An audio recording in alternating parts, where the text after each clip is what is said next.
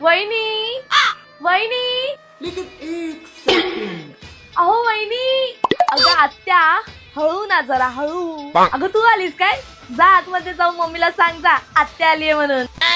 काय ग आत्या तू यावेळेस पप्पांना राखी बांधायला का नाही आलीस? दरवेळेस काय मीच यायचं काय? मला वाटलं दादा येईल पण कसलं काय. बरं ते जाऊ दे म्हणून तर बोलली दसऱ्यालाच दादाकडे जाते आणि दिवाळीला भाऊबीज करूनच येते. तुला माहितीये का मी तुझ्यासाठी काहीतरी घेऊन आलीये. थांब दाखवते. हा बघ ड्रेस. अगं नवीन नाहीये काय जुनाच आहे. राणीचा ग. तिला आता येत नाही ना मम्मी बोलली आता तू तरी वापरशील. आणि तुला माहितीये का हे बघ मी दादासाठी खास मिठाई घेऊन आलीये. तुला माहिती नाहीये का पप्पांना डायबिटीस आहे. पप्पा काय मिठाई वगैरे खाणार नाही.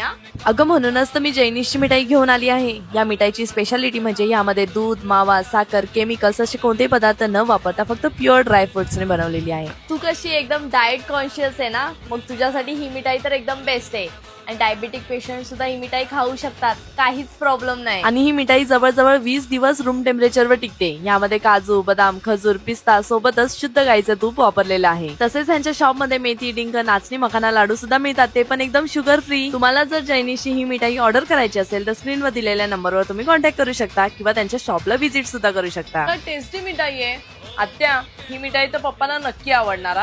काय हो वहिनी दसरा दिवाळी आली घरात काय साफसफाई केली नाही वाटतं. नाही ग आत्या अजून साफसफाई करायची बाकी आहे. बरं झालं तू आलीस आता कशी साफसफाईला मदत होईल ना. तू तर उलटच बोल.